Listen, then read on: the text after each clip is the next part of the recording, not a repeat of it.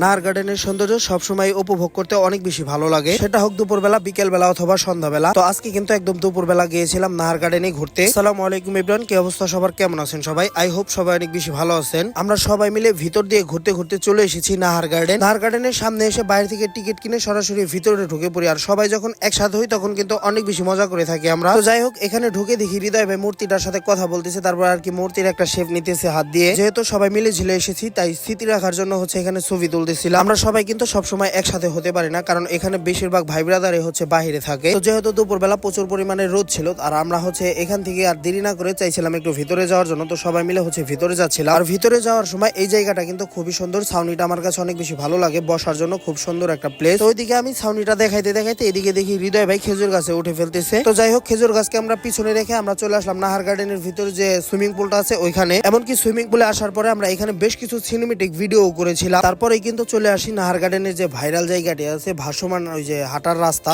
এই রাস্তাটা ভিতরের সব ধরনের সৌন্দর্য উপভোগ করে আমরা বাইরে চলে আসি। এবং বাইরে আসার পর হচ্ছে এখানে দোলনা দেখে দেবো ভাই, হৃদয় ভাই, রায়হান ভাই সবাই হচ্ছে দোলনা খাইতেছিল। তো দোলনাটা খাওয়া শেষ করেই হয় হাসির কিছু কাহিনী। এই যে দেখেন রায়হান ভাইরা হচ্ছে এখানে মজার মজার কিছু কাহিনী করতেছিল, এবং সবাই একসাথে হলে হচ্ছে অনেক বেশি মজা করা হয়। তারপরে নাহার গার্ডেনের পিছনে যে বড় একটা ড্রাগন বানানো আছে না, ওইটার মাথার উপরে দেখি রায়হান ভাই উঠে গেছে অলরেডি। মানে জাস্ট বুঝেন সবাই একসাথে হলে কি পরিমাণের মজা করে থাকি আমরা। কই কই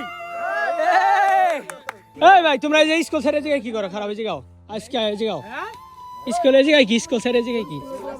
হ্যাঁ, ছুটি ঘুরতে আইছো গার্লফ্রেন্ড কো? তাহলে এই জায়গায় নাহার গার্ডেন কেন আইছো? হ্যাঁ, দেখ বেড়াইছো।